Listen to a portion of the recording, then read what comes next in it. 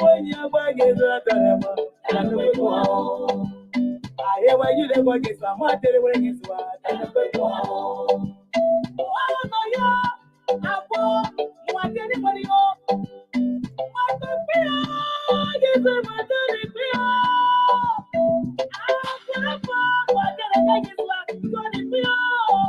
I am waiting to get what the hell. And what was your papa? What's your no? What's your? And you are going to know. Okay, what you want to buy and get one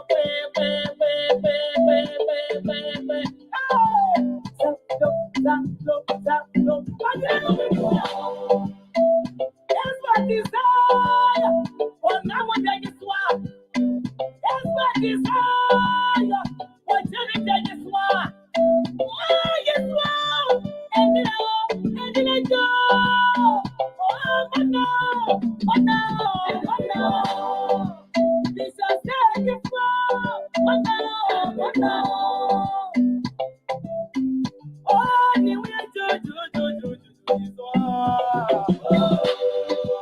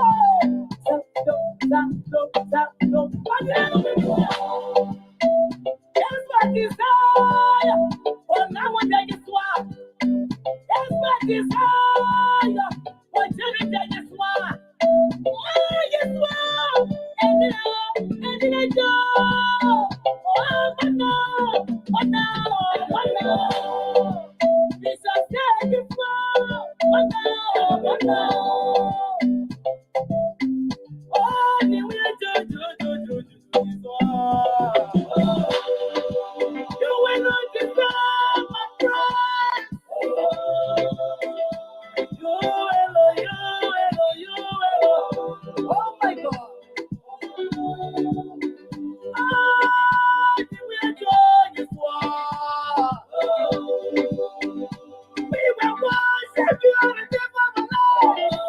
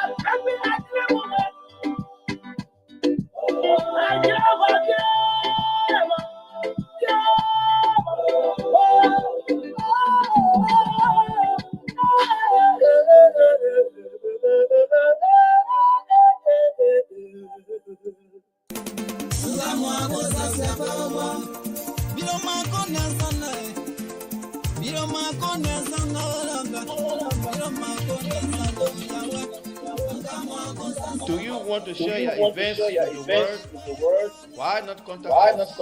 We are Liberia Public Radio, Lpr. We are the specialists in advertisements, commercials, radio and TV services. We have the professionals that can help you sell your products and provide live coverage of all events such as weddings, conventions, graduations, reunions, anniversaries, schools, birthdays, baby showers, religious activities, funerals, and many more. Take your phone right now and call any of the following numbers. 682-433-8802 267-648-6089 484-786-337 or 916-533-2048. Our customer service representatives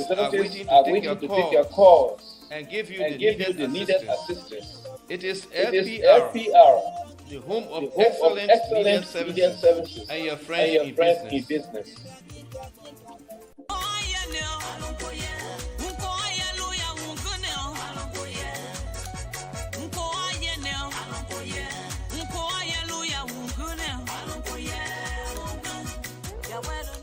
Hello listeners, this is Mazola, the lover boy. I'd like to invite you to this exciting program. It is called Dancing for Jesus. It is intended to play beautiful inspirational music to help you turn your life to God. Join me on every Sunday from 12 noon to 2 p.m. Eastern Standard Time. This is our way of showing appreciation to God for the good things He has done for us and continue to do. Don't miss this opportunity. Join Mazola Gizi on every Sunday from 12 noon to 2 p.m. Eastern Standard Time for the program Dancing for Jesus. Please be there because I will be here to wrap it up for you.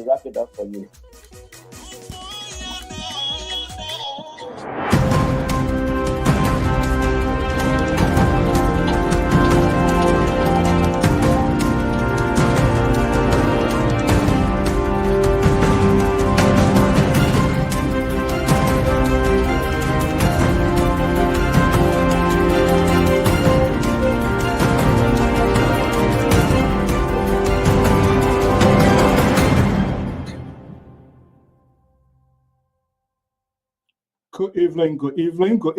Welcome to this evening broadcast. As usual, today is Friday, and this is Lpr-Tv Live of the Analysts. The Analysts will be joining me here very shortly. I am your lead host, Alfonso Zenso, right here from the New England Bureau of the Liberia Public Radio.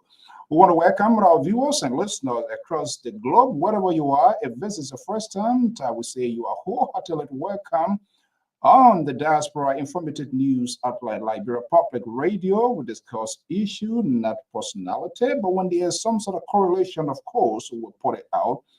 We don't necessarily say your way as you intend or you wish to hear. I will tell you exactly what you need to know. That's the distinctions of LPR. Even though there is a liberal wing of this network who tries to liberalize this network and change the nomenclature of the purpose for which this network was formed. However, the independent voices will stand up. And this is what I've come to realize from time to time with what is happening in the country, the misconcept. When media becomes a resistant force, what happens?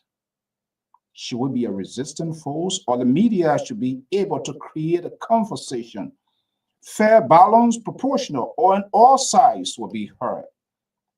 That seems not to be the case. And so we are seeing the fact that media has become a resistant force in our political landscape, whether in Liberia, in the diaspora. Media, empire media institutions tend to direct or sway the directions of the voters. As a result, ordinary Liberians are unable to be able to make the good choices. No options is being provided. They have used their dominant voices, the microphones, their talents, their skills, and their level of persuasion, thus disprivileging our Liberian people to be able to decide for themselves. When media becomes a resistant force, what happens? And so now we see the voices of yesterday that tend to be the voices of the liberators or the freedom fighters or those who felt they had opportunity. And many few Liberians have no option but to listen to them without then to digest, review, and critically. They were not privileged to get the information. They used their microphone. They used their skills. Other voices were sanctioned. Others were not given the opportunity. If you were on the other side of the aisle and you were to place a call, your phone call is rejected. You were labeled. That sort of stigma is placed on you. So as a result, the entire society, even to the media, is being polarized. And each and every politician have their own place to go to preach their message. And it is dangerous for any country that wishes to be a democratic country. It discourages the citizens for being able to make good choices. And so we see many of these talking heads, talk show hosts, angle, commentators, political pundits, they shift your direction simply because there's no opportunity to express yourself, to even ask the questions, necessary questions, just to allow you to be able to make informed decisions at the ballot box. They do all of the talking for you. They set the dining table. And they shield their political godfathers, call them political leaders. We don't know how that name was coined. And so they become the protectors of these people. They were taking the bullets. And it makes us to understand that all is okay. They put their lives, their characters on the line for these political godfathers, these vampires. You never had the opportunity to dissect their agenda, their clear agenda for the country, and how they intend to prosecute that agenda. Who, how, and who will be held accountable when the law is broken. You never had that opportunity. And some of you, in your own share, in your own word, because you are so politically driven, you are being brainwashed, you will allow that to take control of yourself, and you are unable to speak for yourself, but allow these people to be your interpreter. When you can speak the English language as well. It doesn't matter how you speak it. Just connect those words and make your message to be heard. You didn't do it. So you eventually becomes a facilitator of those sort of bad behaviors. You also have to protect these alligators, political alligators. here we are. Because of 1, 2, 3 persons' decision that influence your mind, get us to be where we are. And everybody's scratching their head, what the heck is going on? I didn't expect it. How? Because you as a media empire or guru, you didn't create a narrative. You didn't create the level playing field to allow all to speak their minds as to how they're going to grow the economy, how job will be created, what sort of transparency they are bringing, whether they will believe in the rule of law, or whether there will be others who will violate the rule of law and they will let go as it has been done over and over and over. So we all becomes a facilitator. Names were called in the interim, even if you try to signal and ask the question, will Lpr people, this is a seditions, this is a CUPs, this is a ANC, this is the WNC. We took our eyes off the ball because these political talking heads, the politicians are very clever and strategic group of people. They plan these peoples on these very networks and they sanction voices. And yes, the facilitators, the viewers, the listeners, they were not that smart enough. These guys put voice together, connect them well, and unleash, and will buy into it. And then later on, we began to say, knowing what I know, I don't expect this. I am surprised. And they began to find excuses. They began to find words to circuit, to empathize with them. No remorse. Yet, they are defiant and they will tell you, say, hold on, they will be okay. It's still soon. They were never, as ordinary Liberian politicians, to admit they are wrong and be bold to say, yes, I kicked the can down the road. It is because my decision get us to be where we are today. And then I go back to say, it happened 2, 3 years ago. What did you do? You didn't toy, so you want to toy now. So it becomes like a visual cycle. You eat, I come, I eat. So Mr. X was prosecuted yesterday. He did wrong. He was prosecuted yesterday. Mr. Y comes and take his own. And so the law becomes handicapped, develop an artificial leprosy hands. The hammer will never come down because they are all political friends. And then we wonder what is happening in Liberia. So it doesn't matter if you take Barack Obama, Bill Clinton, the Bushes, and our guy now, the cuckoo hair guy who just came, I don't want to call his name, but we all know, and even take these people to Liberia to have joint presidents like we have had. We have Fireman Council of State. It will never happen because we are protective of our own. The civil society is completely dead. It's polarized, it's contaminated. They are in the hands of the politicians. Advocacy group. But trust me, when you go on Google and you look at the name, you this order him all right, this order right, this order this order that. But it becomes selective ain't their talking point. If it is happening, it happens to the guy who way down in the village.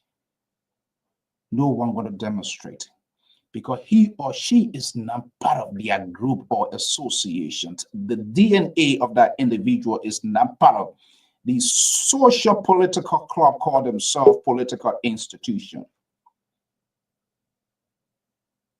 When media becomes a resistant force, what happens? When you, as a lead anchor, people take off their time to listen to you.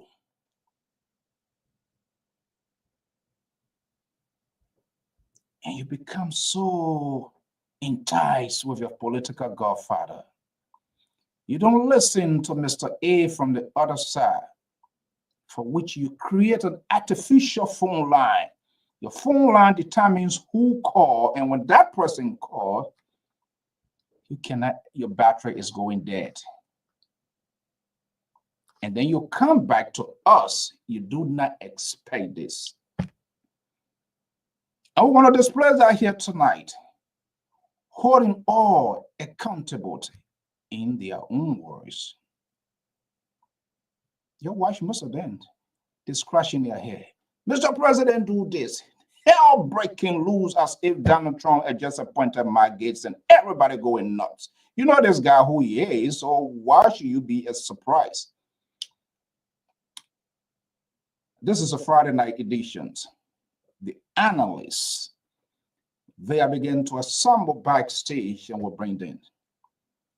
And for us who believes in freedom of expressions, no matter how your voice, your tone differ with us, we give you the opportunity to have this critical conversation because we believe no one should be left behind in the process.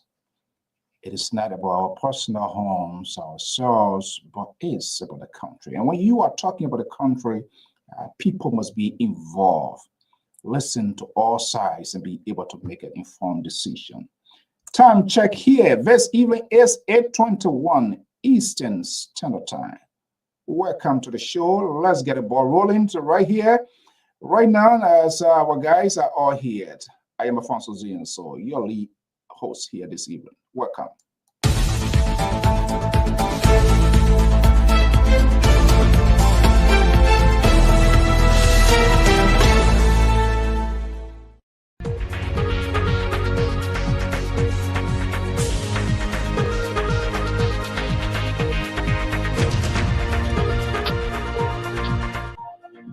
Okay, good evening, good evening. So the liberal progressive of the Liberia Public Radio, who is a strong supporter, President Joseph Newman Boakai is here from Saxton, Sacramento, California, one of the most liberal states. Let me go there and bring it on, and we're going to have a free and fair conversation here this evening. The liberal progressive. Good evening. Welcome to the show. This is Friday editions of Lpr-Tv Live with the Analysts, and good to have you here. Good evening, Mr. Soul. Thank you for having us. We appreciate it. Okay, so how is a Friday so far? Beautiful day. No complaint. We thank God. We say we are here. Thank God. We continue to pray for long life, for prosperity, and for more blessing. We're happy to be here on this wonderful Friday. Wonderful Friday. And I want to tell you, there is nothing guaranteed. It was beautiful to this hour. Whether that beauty will continue to the climax of this program this evening is not guaranteed, because we have a responsibility to hold all accountable of their own words as to how we got here. And why, and when media becomes a resistant force, what happens? We'll try to peel those pieces and those puzzles this evening and see whether there want to be a remorse to say, yes, that of sure is not going to happen, because people are always defiant and vehement in their actions. So let's hear what's going on inside Liberia. Well, thank you, Mr. So. Liberia is beautiful. Under the leadership of President Joseph Boakai, Liberia will always be one of the best places to be. The leader, the Republic of Liberia, is fine. It's doing well. Inside Liberia, there are some rumbling with the speakership on the line. There are some rumbling with a certain group within the executive that are not doing what they're supposed to do. And but we're taking note of those things. Other than that, the president is doing wonderful, and the republic is doing wonderful. So if, for example, those people are not doing what they're supposed to do and they are appointed by the leader, then where do we shift the wagon? Well, Mr. So, quite frankly, you don't shift blame immediately. These things takes time to clearly avail themselves to the watching eyes of the leadership of the Republic of Liberia. And so these things would take time to actually submerge themselves in the thinking of the people of Liberia. And if anyone is found liable or somehow responsible for the debacle that we're seeing, and the president most likely will take action. The president. Should the talking heads, we as a facilitator, should we be also be held responsible because we become more or less, we did not give the audience a chance. We were kind of like we direct their emotions, we limited their decision making because we're very persuasive in our action. Am I sounding right here this evening, Liberal? Yes, you are. Yes, you are. But we're not going to Are go. you one of those that we should also hold accountable, be held accountable to things that happens in the past, whether it was done the right way or not? Yes, of course. Every one of us that put our neck and prestige on the line for this government to come to power, of course. We should all be held responsible for if anything goes wrong, where Liberia is unable to function, where Liberians are unable to move around, where the chaotic situation in Liberia is no longer bearable by the Liberian people. Yes, you can hold us responsible. But what I do try to resist, and I will push back, I am not here to apologize for my action during the election. I've supported this president. I believe in this president. I still do believe in this president that yes, indeed, he will deliver, Mr. So you can hold us responsible as well. So you are human beings. If you say you would not apologize, are you saying you wouldn't admit to things happening in government because of your support to the government? So you'll be vehement and just push and shove people here down, shove words down their throat, something like that? Mr. So what we do have the ability to do is to sit here because this is not about shame or shaming somebody or what have you. If we feel that we need to come out here and eat crow publicly, we would do so because we stated to the Liberian people, we told the Liberian people, believe me, I'm a liberal, believe me, Naku, believe me that I am who I am, and believe me, this president can deliver. If the president failed to do that, you can hold us responsible. However, Mr. So, yes, at this point, I see no reason to apologize. I see no reason to eat crow. One of the difference between us, those of us that support this government and supported this government during the campaign and still support this president in all of his policy, the difference here is this, Mr. So. When we see that something is not right, we believe that something is not right, we will speak up. We got nothing to hold us back. We are not a praise singer. That is the difference, Mr. So. Are you ready to eat crow? Not yet. I'm carrying my Lpr around, so in case the time comes, I just have to shoot the rubber gun and the crow gonna come and I'll eat it. But for now, no. Let's watch this and see. Courtesy of Liberia Public Radio, holding all accountable in their own words. Things are getting out of hand in Liberia. I'm not too sure why, but from everything that we've been reading, it doesn't look good. It seems like people are just taking a matter into their own hands. I'm not too sure. And someone like me, one who supported this government during the campaign heavily here on this Lpr platform, we were accused of coming from the southeast and then going all the way to support somebody from the west, from Lofa County. Your crime and why you supporting Lofa County? Because I believe in the Lofa County. I believe he has the ability to lead us. People still calling me and saying and make comments like, what you say now? There was no comparison.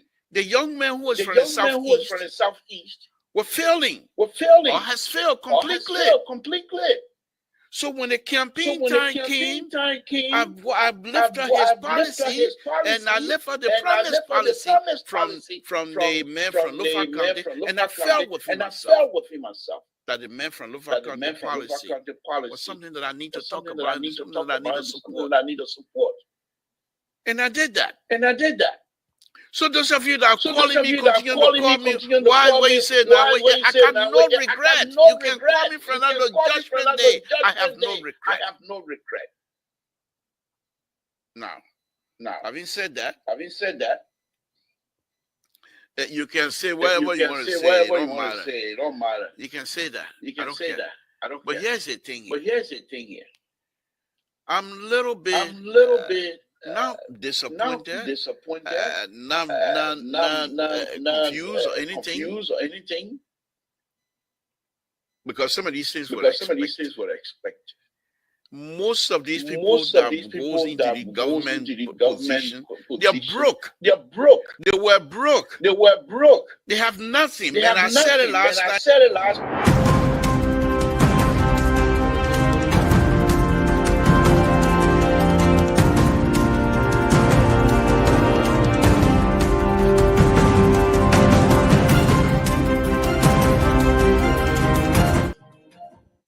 This is LPR. Things are getting out of hand. What specifically, Deborah, you were referring to? Well, Mr. So before I address that, let me just thank you for re-echoing my thought and my reasoning, and why I believe I'm not going to apologize still. However, Mr. So, again, if I have to do it all over, I would choose the same path. The issue here is this: we are not living outside. You're looking more peaceful now after playing this tape. You sound more consolatory. What's going on, Mr. So? I'm okay. Let me just make my point. Okay. If we look back at the situation at the time, we Liberian diaspora are not living in isolation. The situation in Liberia was glaring. The situation in Liberia was exposed. The situation in Liberia, for everybody to see it, especially in the days of the social media. The government of President Weah failed Liberian people massively. So there was no reason, there was no way some of us that believe that we need to change course, that we're going to have to put on a blindfold and support President Weah because he's from the Southeast. That I was not prepared to do, and I'm still not prepared to do that. Liberia is bigger than the Southeast. Liberia is much more important than the Southeast alone. So we have to do things that will represent the interest of the Republic of Liberia. And when Ambassador Baka came in and expressed himself, his policy, what I thought what those policies questioned enough. You were one of those who were blowing the trumpet with many other guru media in network, which disadvantaged disproportionate Liberians to really make an informed decision. Let's take a deep breath a little bit here. Do you think you were just to the rest of the Liberian people? Mr. So, in retrospect now, I will try to be honest with you tonight. For once, this is not time for the other stuff. Yes, I agree with you. Why you agree with? Let me finish my point. I agree with you that perhaps we should have gone a little bit deeper than what we were hanging with at the time. For example, the issue with Komi and President Ambassador Baka, we should have gone deeper. We did. However, when you look at the situation with President Weah and everything that he did from the time he came to office to the election, you cannot, as a true Liberian, someone who believes in fair play, you cannot support him. In as much as I would like to, there's no way you could have supported President Weah over President Baka. So yes, we should have looked back a little So bit. we're going to do a complete engagement here. All of the other guys not here, and remember I'm in charge, so the style going to be a little bit different. But for me, I will give you the opportunity so that you can to get your side of the story. I do not want to be judgmental, but you seems to narrow the scope of the race in the last race between Boyka and that of George Weah. Were there other people that were in the race, perhaps, who have given chance to get their side of the story? Yes, Mr. So I don't mean to relitigate the election, but we had Honorable Cummings, and you know my position on Honorable Cummings. I believe, and I got beat up on that, and I still believe that Honorable Cummings should have gone second, no matter what. And the question was, do we need to beg President Waka to go second? No. But that should have been stated from the day you guys signed that. Why non-President Boyka was exempted? What was the statute of limitation? Why was he exempted? The issue at the time, and like I said, I don't mean to relitigate the election. The election is over. We have to find a way forward how to improve the lives of the Liberian people. However, history is all about the past and the present and the future, and we can dwell on the three components to get ourselves in the right place. So I agree with you. I agree with you. This is the issue that I have at the time. President Waka served in the Liberian government for a very long time. The last 12 years before that, he served as a vice president of the Republic of Liberia. He has emerged as a leader of a political party. He put his hat in the ring. You cannot, as a political guru like yourself, to expect the person who served in the vice presidency for 12 years to again, as a political leader, to say, I'm going to go and be a vice president again. Let's backtrack here. Mike Huckabee, who now going to be going to ambassador, and the other men here, some of them went to a presidential race. It didn't work out, and it came and they contested for governor, congressman, and all of that. So why we created a sort of because many of us that were campaigning at the time, and I will leap over now, forget about the collaboration or the CPP, whatever it was. President Waka, if you look at the entire race, at the entire process, the spectrum of people who were in the race, Honorable Cummings, I said it before and I will say again, of all Honorable Cummings, if he was to be elected, Liberia would have moved far better than what we're moving now. That's been very disingenuous. I'm going to give you the chance to talk, because this is what you do. You find yourself in multiple places, want to be like, I don't know. You were very condescending here with coming 1%, 2%, 0.5%. But that's my point. I'm still making that point. Okay, so why you think if he was Honorable Cummings, he didn't have the number. Honorable Cummings, Liberian people do not know who Cummings was at that time. And so Cummings would not have gotten any numbers to defeat President Weah. And therefore, we thought within ourselves, the fact that President Waka has years of experience, number one. And secondly, when he presented his views of leadership of the Republic of Liberia, it was only those views that we ourselves believe in the rule of law. We believe in the freedom of the people. That the rule and the position President Waka was taking was the only position as a logical person who is also a political guru. That is the only logical position you can take, is to follow President Waka. And we did. So there is no regret on that. However, there are those who at the time were in the background. We were not, we should have, but and I said we should have, and I'll leave it as that. But at the time, can you clarify for the sake of the audience? There are those who are now blocking people from speaking with President Waka, who at the time was in the background. They did not show themselves as the real campaigner. And so we did not see them. All we saw was President Baka giving us his position. Those who we blame now for all of the debacle were hiding at the time. So it was difficult for you to say, okay, let's see, who are these people? All we saw was President Baka, and we believe in him, and we still believe in him. So now these people, out of a sudden, are showing themselves to be who they are, which is very, their attitude and their behavior is detrimental to the Liberian people's survival, and we don't agree with it, and we will push back on it. Before I go to Terry, do you have a shared responsibility in that because you did not create the venue, the platform? Yes, I agree with you. We have a shared responsibility. If anything goes wrong, yes, we have a shared responsibility. It is what we're doing. The difference here between us and them is that we're pushing back. We are speaking up. We are talking about it. We're not being silent. We're not afraid. We don't want jobs. And because of that, we will speak the truth and be truthful because we don't want anything from them.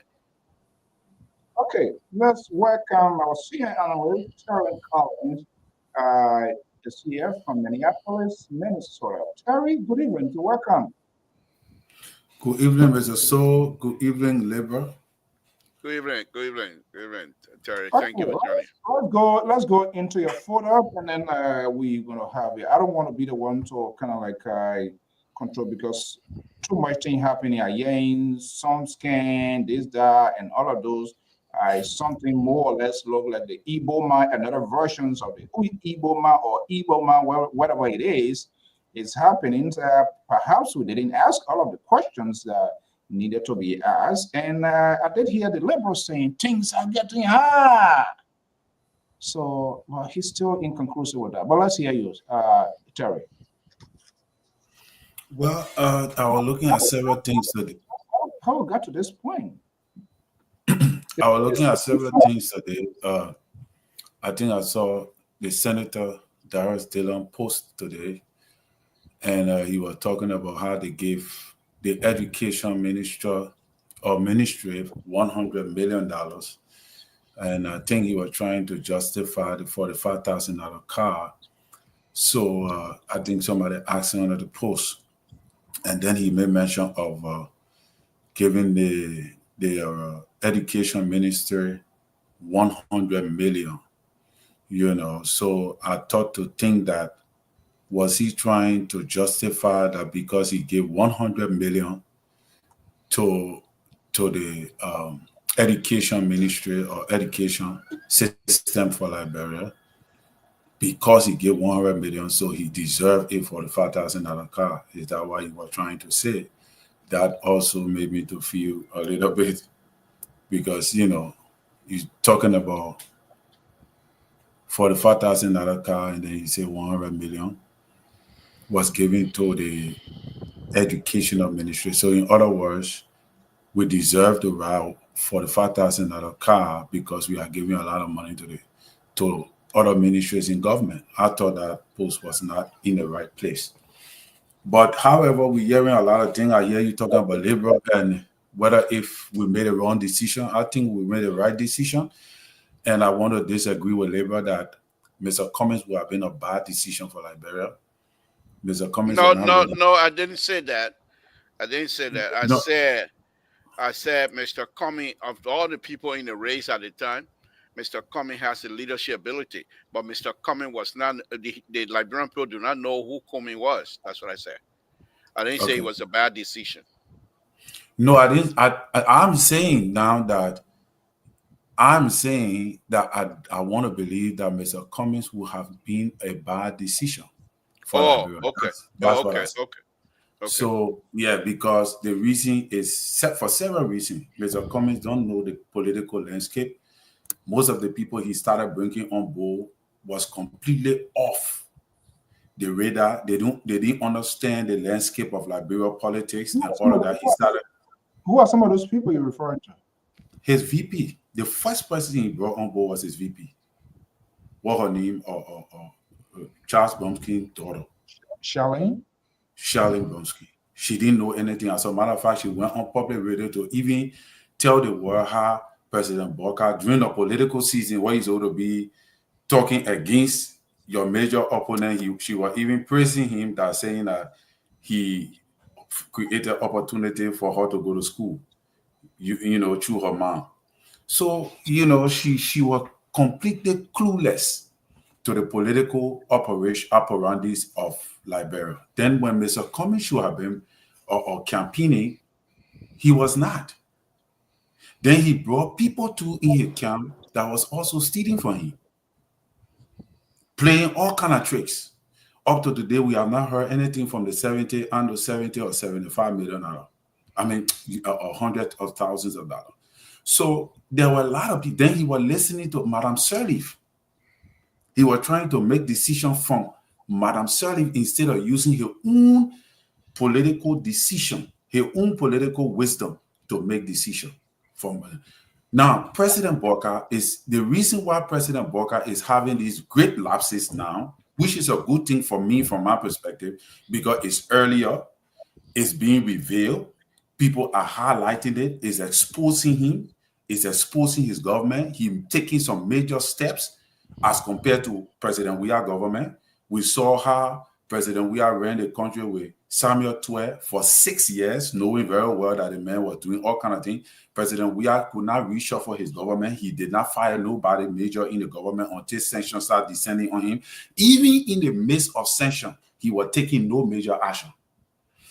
In President Weah's government, is he taking major action, not just on a fire when someone has been fired? My assumption, I'm a free thinker, I assume and I believe there is a reason some wrong is being done. And the only way to determine that wrong is to have he or she, the persons, to be investigated. And if wrong is done, there must be action. That we have laws on the book, depending what went wrong, the Lord will determine that course. Do you think all of those things are happening, or we just moving people and bringing them back? People steal $75,000. Those same people that stole $75,000, whether they did it or not, they are being incorporated into this society, into this government. That's some sort of double standard. Do you frown on that, Terry? I do. There are several things President Boka, several steps he's taking or he have taken that I frown on, but there are also several steps that he have taken that I think in few more months from now we'll begin to see a president that will yield a better result. Because we must understand that President Boka came to power with the help of a lot of people. They contributed to his leadership. You talk Louis Brown. I frown on Louis Brown. But who knows? The Louis Brown, the Gillespie, they were all with Mr. Cummings. These were the people, the same people that Labour is speaking about. They were going to be in power if Mr. Cummings would have won the election. These people that behind President Boka. Some of these people are incorporated into this. So what's the difference?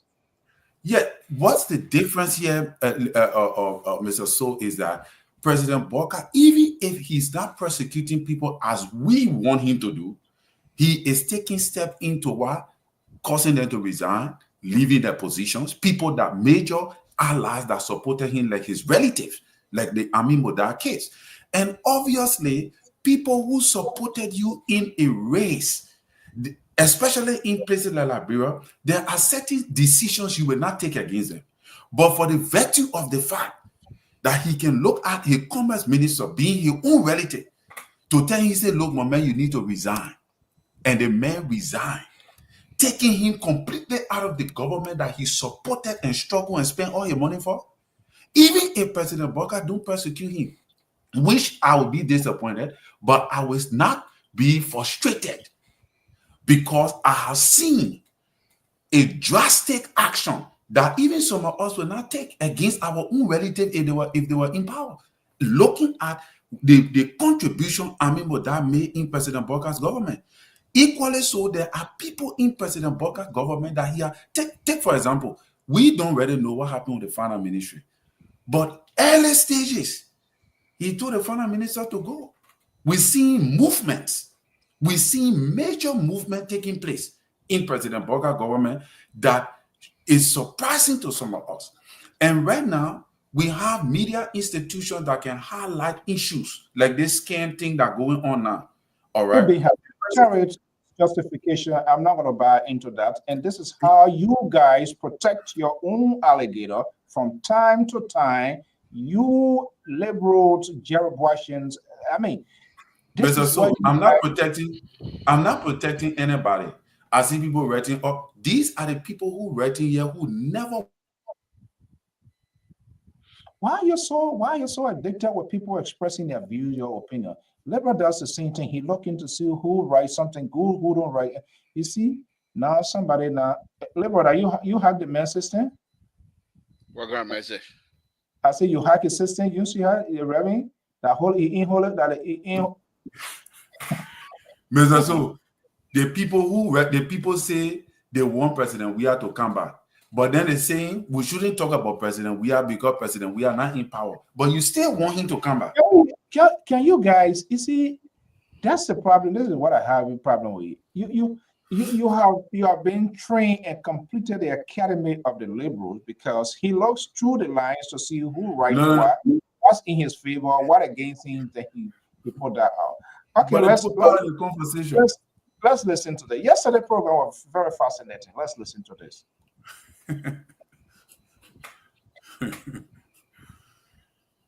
Well, one of the rescue captain, okay, he went on Spoon, and he told the people on Spoon, I'm not going to be able to join people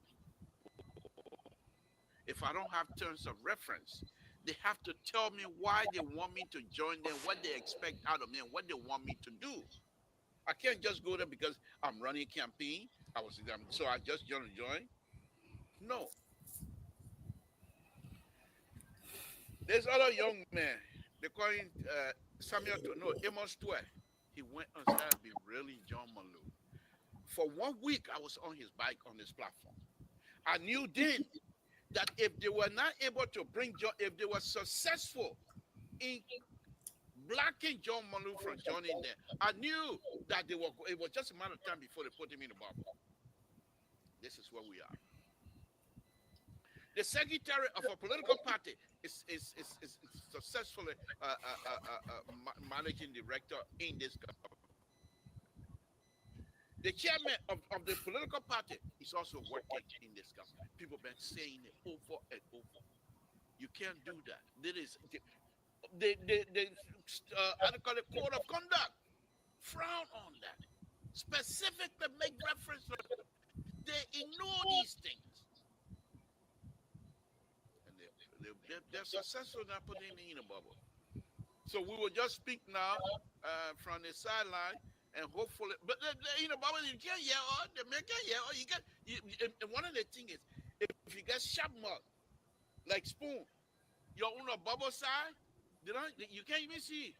They put charcoal. That charcoal they take and blind you. So the whole place is dark. You can't see. When was the last time you saw President Bakai driving in the city of Monrovia?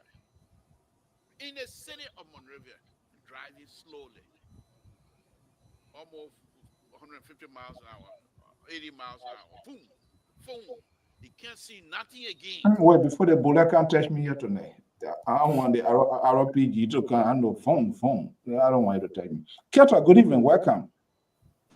Good evening, Brother So, and good evening to the Libra and Brother Terry. Good evening to you guys. Yeah, Libra, it's amazing. You know, you alluded to you were dancing, how you dance. It's a betrayal. This is not Kenninja. This is not a culture center. When you sit on this network, you should be able to create a conversation, but in your own words, you are dancing, you are doing this, and here you are now, they're putting in the bubbles. And to give you the credit, this was something that you frown on. This was something that you were very skeptical. They shouldn't put the old man in the bubble. They shouldn't put the old man in the bubble. Because they did that to Weir, still they didn't listen to you. Who put this old man in the bubble? Thank you, Mr. So. When you have, for me, from my perspective, a government is not about friendship. Government is not about relatives. However, the politicians in general, all over the world, they have what they call political ally. When they're running a campaign, there are those who will be on their side, hoping that when the campaign time is done, when they shall win the election, they will bring those people in to fill whatever spot it is to fill. However, in Liberia, it seemed to me that we're not just filling the spot, but that we bring people who would tell us they're seeking the interest, they're seeking our interest instead of seeking the Liberian people's interest. And so when they do that, the leadership itself believe that these people are seeking their interest. These people have the ability to cut you off from your usual conversation, people that will have honest conversation with you. They will cut you off. And the way they cut you off is to blame them as somebody who wants to disgrace you as a leader. To blame them as someone who do not seek your interest. Because as a human being, the way you appeal to us and appeal to our higher, whatever it is to tell us that I'm here for you. I'm seeking your interest. Who would not want people to seek their interest? In the case of the leadership of Liberia, I believe that was coming. And they all started, and you were one of those here on this platform were trying to somehow call me names when I started going after some, what's his name, Amos 12. Because when Amos 12 did that, what he did to John Molu at that time, I knew then that if these people were successful, we were going to have a serious problem. And they've been successful. Why is it up to this time President Baka cannot demand these people to either be chairman of the Unity Party, secretary of the Unity Party, and leave the government, or stay in the government and relinquish those powers? Why is it that these things? Let me just hold you there. So then where is the leadership? Where is the judgment? Is it in isolation? Who appointed these people? These positions are there. The laws are there. It's a conflict.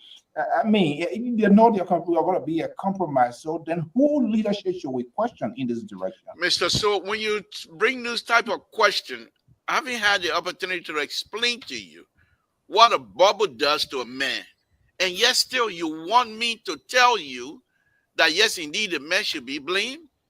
I'm telling you, the man, from my perspective, the man has been cut off from all reality. And that's in a bubble. He does not drive the street of Monrovia with less than 10 miles an hour. He goes 80 miles an hour on Tubman Boulevard. So he does not see anything.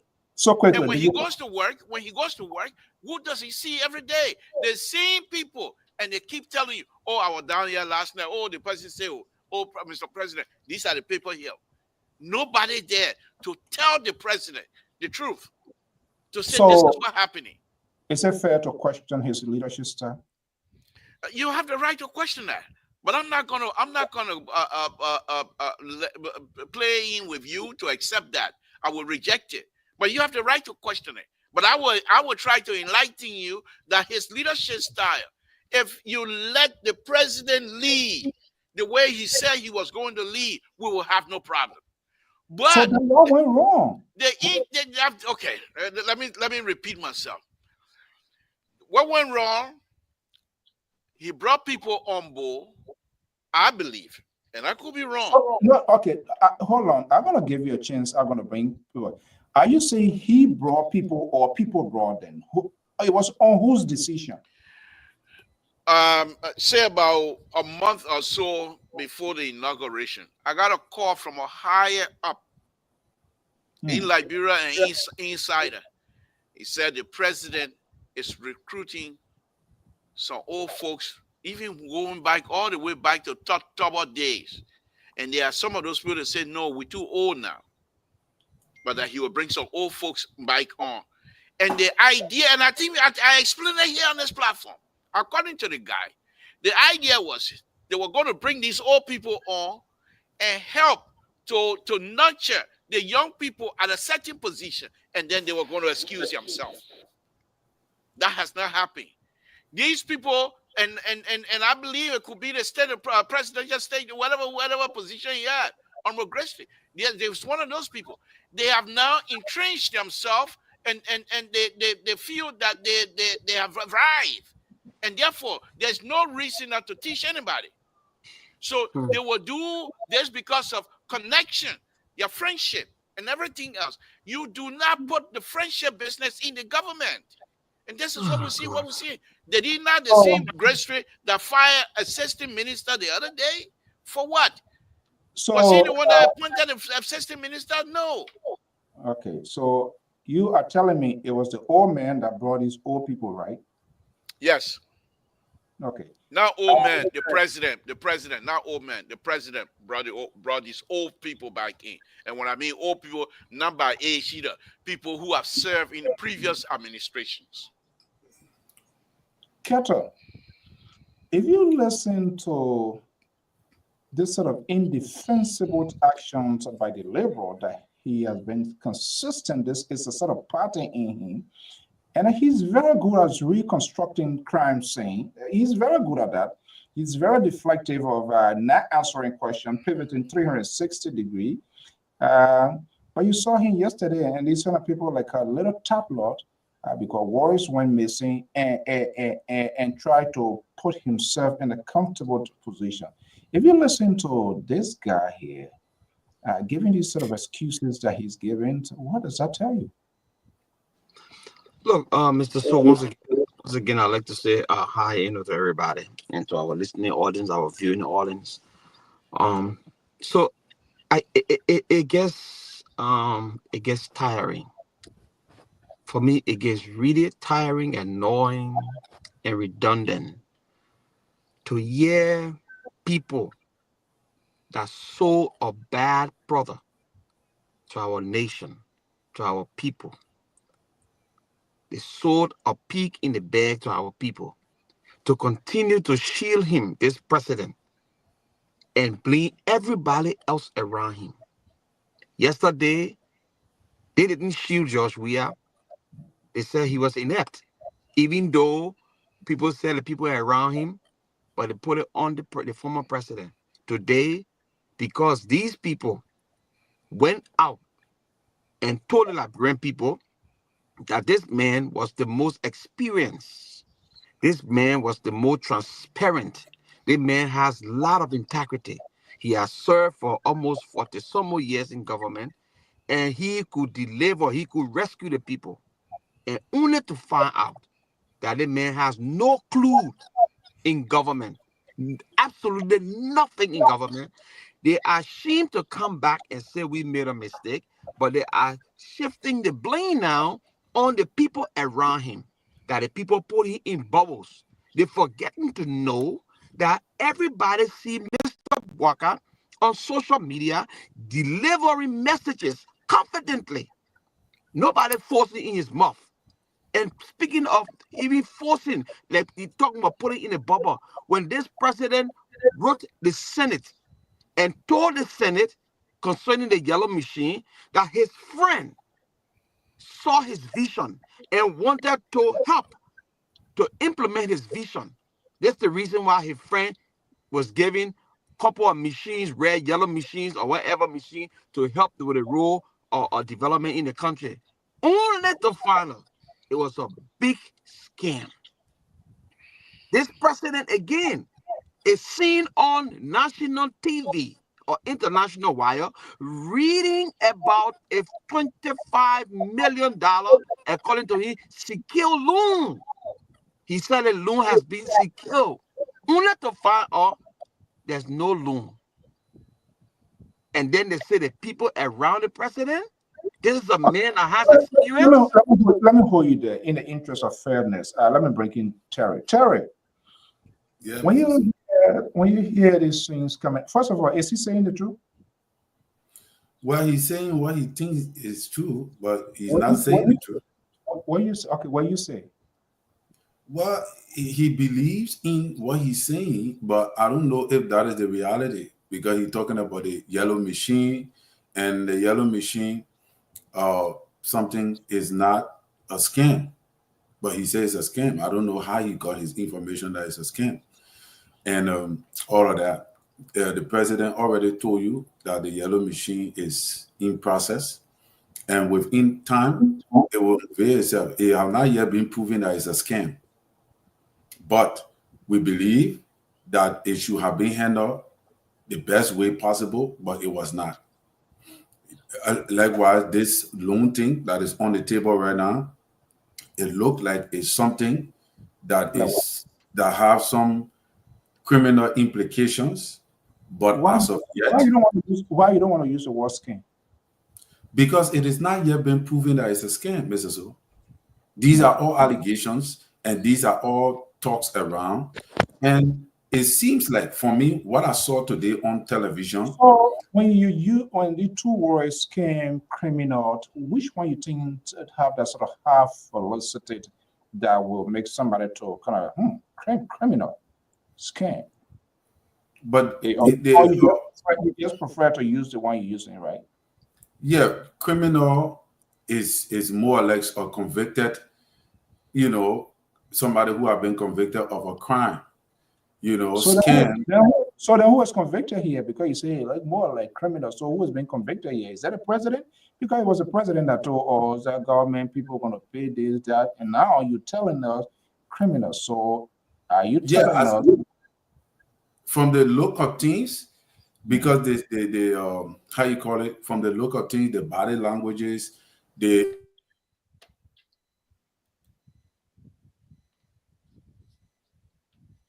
you want a liberal to help out? Yeah, the Reverend Holy Ghost. Yeah, it took him. It took him. He cannot even defend what Mr. Toll when the post is on. I'm back. Okay, yeah, okay. The Reverend is back. So Mr. So the inconsistency with the messages translating from the foreign ministry, the of information minister, and the real people that under the narcotic group that was today shows that there is some level of something is not straight, because if you can be saying loan, then the real people who bring in the program to you telling you say it's not a loan. So I don't know what JMB is going to do, but if I were him, I would fire the foreign affairs minister instantly. I would not even say, go for suspension. What's about the education minister? The education minister is more or less direct. We know where she came from. We know what her role is for the president to get her to be there. So if there was a first deceit, in as much, and I'm not going to examine the foreign minister. The foreign minister, Martin, they raised a lot of concern that perhaps what the day was, I think there's a quick fix system here. And George Weah administration went down this road here, and it appears President Walker did not learn a quick lesson. They want a quick result. They want a quick fix to win the minds and souls of the Liberian people to say, yes, this is what we're going to do.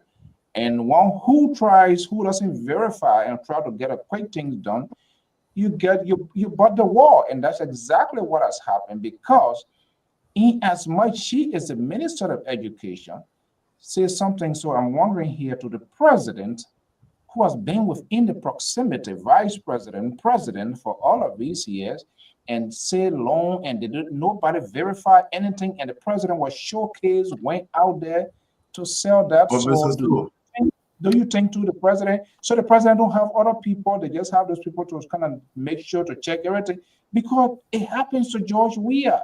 So there should be a lesson learned. Yeah, that's the thing here. Leadership.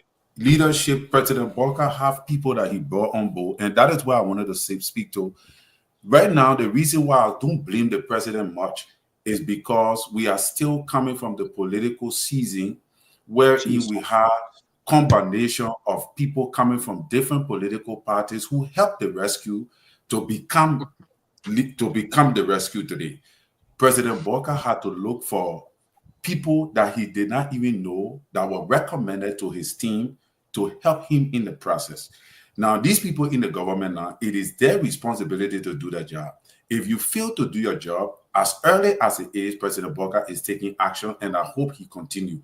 The reason why I'm not going to blame the information minister is because from what I see here, it seems like this contract came from the foreign affairs minister because she put her face on the ballot. She went all out to explain in detail. The Minister of Information, of Education, did not explain about this thing. It was between Geraldine Lpr and the Foreign Affairs Minister. As I learned, the Information Minister even took the link down from on the Information Ministry website. So Terry, the Educational Ministry website. So hold on. Is that how government works? Is that how a mature government, a transparent government, get few people put together and do something and just run it? Do you think that was the right thing to do? Mr. So every government have a place where you can fail and make error. Let President Biden here when he's sending or he talking something, he start talking about different things. And what he need, or Joe, and what he need, or Donald Trump. During Donald Trump, during Donald Trump leadership, he was talking about how he would get the people what he said chlorine during the coronavirus. He will put the chlorine. People make mistake, even in the greatest country. The biggest country with the biggest economy, the people make mistake. Let us say he wants to come in. So who made it? Who made a mistake? Yeah. This mistake will not. I don't blame President Boka for this mistake. Let me tell you something. I'm a guy. You've been seeing me here. If something wrong, I will tell you. Say the president is involved or he's doing something that's not correct. But the people. That's why I'm saying if the president do not take action now on the foreign affairs minister or the person who brought that deal to the country, then I will blame him for it. But as it stands, the person who brought that deal that the president trusted and put his confidence in to go carry him over there to disgrace him, by tomorrow morning, your dismissal letter will be on the table. So if, like you used the word criminal, so if investigators was come in, they take something, they bring it, you didn't ask where the person took it from, you took it, you put it in your closet, and at the end of the day, investigators realized Terry Collins kept this material, which in fact is an illegal something, is criminal in nature, in your own words. Don't you think you will also, you almost like a facilitator to that crime? You don't think you're going to be held liable? Well, it depends on the crime and it depends on the investigation. Okay, let me ask the liberal to come in. The liberal, I see you wiping your head. Am I being dishonest here, disingenuous? Am I asking a fair question or not to the Terry? No, you're asking a good question, except you're saying to me, and that's not who you are. But when it comes to this president, that your question, your line of questions seem to betray you in that it makes people think like you have no clear understanding of how government works. And it's not the case. You have led some of the major section organization in the United States, and you over there you hang with people like Jack Reed and people like that. So you're not naive, and you're not somebody Johnny come lately. But when it comes to the president, this president, you seem to throw all of that out of the window. But before that, let me address my younger brother here, Walter Carter, who for some reason again tonight, I thought we were successful in dragging him out of the judge. We are hole that he dug for the sedition. I thought we were successful dragging, but he back in that hole again. And let me just point something out to him very quickly. The yellow machine issue, Carter, the yellow machine, the executive marshal confirmed that the consultation regarding the 285 today from the executive marshal regarding 285 earth moving machine is now on course. In fact, the vice president is leading you start putting your life on the line again, right? Mr. So, please, let me speak. My God. So, the vice president is leading that again. The yellow machine, according to the on course, but that's besides the point. Mr. So. Government is not as simplistic as the way you're trying to make it sound like. The government of the Republic of Liberia is a huge bureaucracy. We know that. We know that. Now, when the people who were appointed by the president to carry out a function, when these people come to the president and say, in fact, Mr. President, they see yesterday turn red. And in fact, we're trying to walk over the sea and things like that. The president, before appointing these people, he believed in them. He trusts their judgment.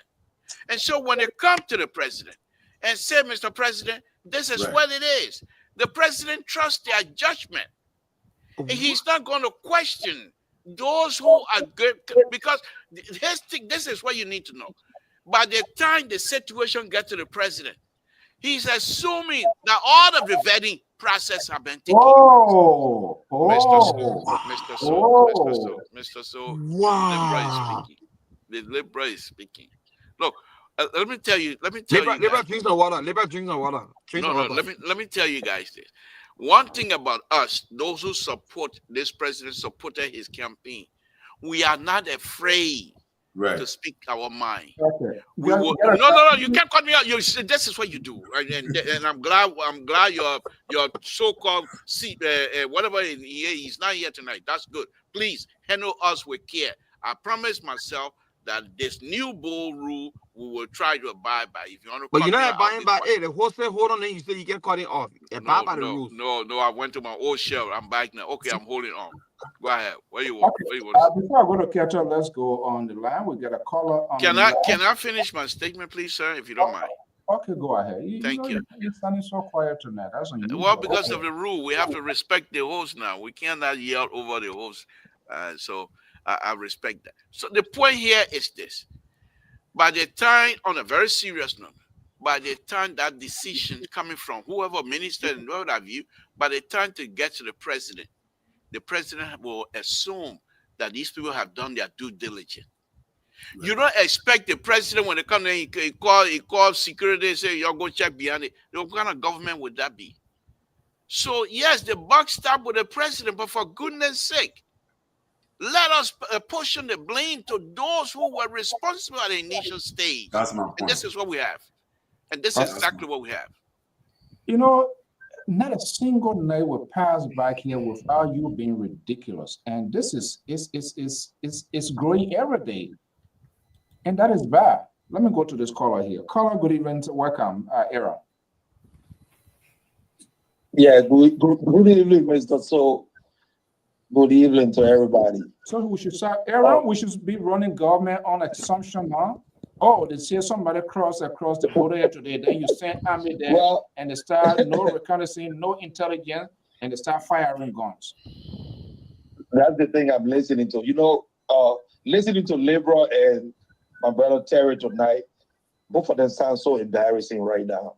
I mean, no disrespect, but they're sounding so embarrassing to the point where, I mean, I don't even know what to say. These two guys, these same two folks on the show were criticizing everything in the past government, and they were putting it right to the president's feet. They were talking about ineptitude, how the president didn't know how to rule, he didn't know how to bubble sedition, and this and that, blasty, all kinds of stuff. Today, Mr. Toe is sitting on the platform and saying the president is supposed to ask questions. When they take Aaron Pobler from Alo John Camp, he must just put Aaron Pobler in office. When Aaron Pobler say President jump, he must say, how you want me to jump? That's what you say? That's how country is supposed to be ran? Mr. Toe? And Terry, who you have said in the past that Joseph Baga were going to make all these early mistakes. You came on the show all the time. You advocated that your belief in Joseph Baga came from a divine, perspective. I respect it. Everybody respected that.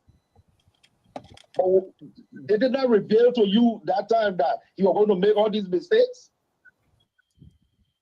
Look, guys, the mistakes are too much in this early stage.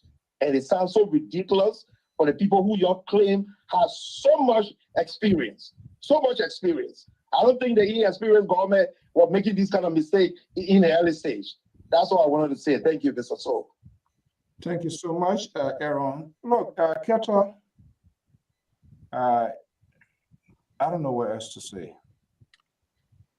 The liberal is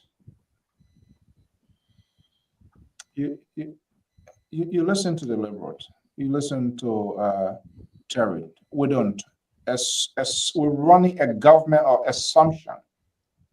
That's what he's telling us. So it means anybody can do anything because we simply assume. Ignorance of a law is no excuse. You cannot run a government. So come on, Vice President. So your argument make me more and more to question his leadership, his decision making, how he arrives at his decisions, and then you give me more room to ask more questions, liberal.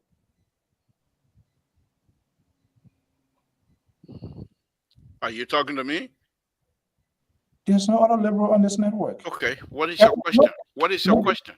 Okay, now let me have Keto to respond. No, what is your question? You don't have to have a termazing sedition. I mean, that's all right. That's all right. Honorable, Mr. Carter, let me step in a little bit. What was your question, Mr. So?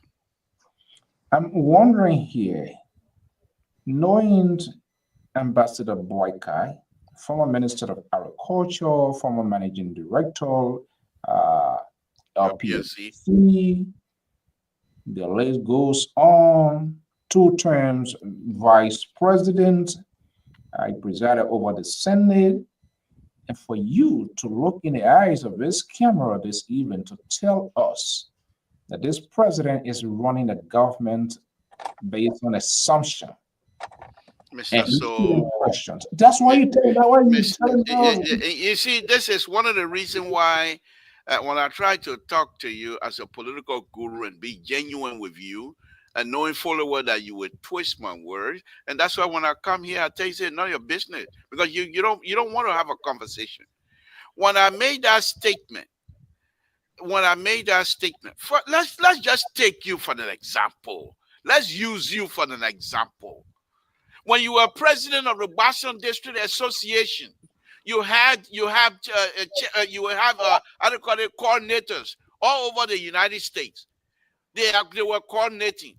So when you assign those people to carry out a function, for example, the Minnesota chapter that we had, where we had our convention, honor your leadership. When those people every week when they come and report to you what the convention process was, do you go back and say, no, I'm going to challenge you, let me see who did why and what have you? You trust me, Mr. You got to let me finish. You got to let me finish. You got to let me finish. You can come and reply. That's fine. But you have to let me finish. You don't go back and say, when they tell you this is how much it's going to cost, yes, justify by submitting a budget. Fine. In this case, I'm just saying little stuff like that. But in this case, this is the government of the Republic of Liberia. Huge bureaucracy. And the president selected a few members of the society from among us to help him, believing in them that they have the ability to carry out these functions. And one of the cardinal functions of carrying out these things is to make sure before you get the president involved in anything, that yes, indeed, you have done your due diligence, and yes, indeed, you have covered all your bike side. You have crossed your T and dotted your I's. In this case, it didn't happen. The president was assuming that, in fact, these people have done their job. So I'm going to go there believing that they have done their job. Apparently they didn't. Mr. So I can't hold it. Before I go to the caller, you know who you look like here tonight with this sort of argument. You remember Alvin Fisk? You know Alvin Fisk? Who Alvin Fisk? Alvin Fisk that used to be on here, BC. Because when I left Liberia, Alvin Fisk, they were still in high school. Okay, let's go to this number here, calling in Billy from Connecticut. Good evening, is that Saturday? Yes, sir. How you doing, Mr. So and all the panelists? Well, we're just listening to another night of Tabata here at what about this jointed argument here by the liberal. Go ahead. Yes, I want to say hi to everybody on the show. When something is going wrong and people try to put a defense, it is very wrong. The people work as a minister or people that is around Mr. Boyka will be making mistakes, and he himself will not catch up with that. I remember we talk about yellow machine. We talk about 500,000 United States dollars from his minister of state, and those things have just gone on the back burner. And then coming in, we're talking about $25 million loan bank. Then the loan bank arranged and secured. He himself came on the air to speak to Liberian. How disgraceful would that be for people, every one of us, let's say into this case, there's some of us contributed to the old man being president. But when we see a lot of mistakes going on, it's something that you got to point out. He cannot allow his men then to continuously be making mistakes that will bring disgrace on the nation. You know, you cannot allow people to be using poor Liberian. You talk about 25 billion people. When people hear about coming abroad, say you have to pay $230. That is your application fee, and it is not refundable. But that guarantee is there for you to come in the United States, so you will educate yourself. You know how many people started struggling for money, selling their belongings to protect such an opportunity, and we get to know that it's all BS. Sorry for my language, but the pop had to catch up with this because there are a lot of mistakes happening, and people were cautious about. We thought they really have experience. What is the experience? Will you allow your minister to be using you as a president to come on air to talk to people, and then at the end, everything that you see has become, no value? Okay. Thank you so much. So, we're going to look, liberal, a pig is a pig. Whether he uses lipstick or whatever thing it is. This old man, his decision making is terrible. It's no different from George Weah.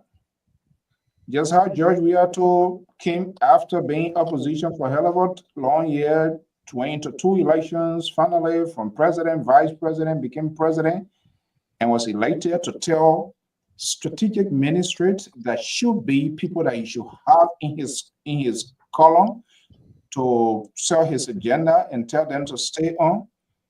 It seems to me that's exactly what this president is doing as well, because the same mistakes, deliberate, not even a mistake, deliberate one, and for you to come here, you old man, to give justification and that we shouldn't hold him accountable, it's ridiculous. It is absurd. It shouldn't be coming from you.